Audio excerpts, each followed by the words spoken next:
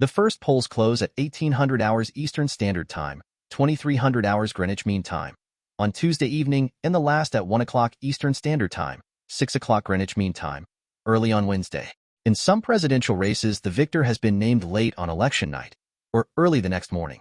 This time, the knife-edge race in many states could mean media outlets wait longer before projecting who has won. Democratic Vice President Kamala Harris and Republican Donald Trump, the former president, have been running neck and neck for weeks.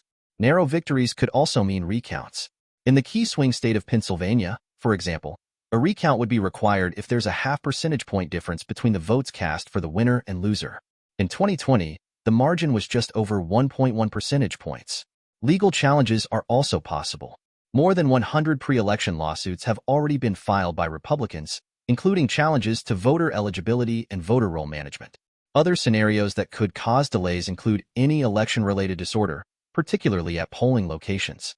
On the other hand, vote counting has sped up in some areas, including the crucial state of Michigan, and far fewer votes will be cast by mail than in the last election, which was during the COVID pandemic.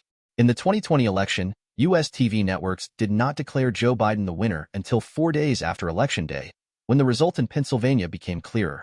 In other recent elections, voters have had a much shorter wait. In 2016, Trump was declared the winner shortly before 3 o'clock Eastern Standard Time, 8 o'clock Greenwich Mean Time, a few hours after polls closed. In 2012, when Barack Obama secured a second term, his victory was projected before midnight the same evening of Election Day. However, the 2000 election between George W. Bush and Al Gore was a notable exception.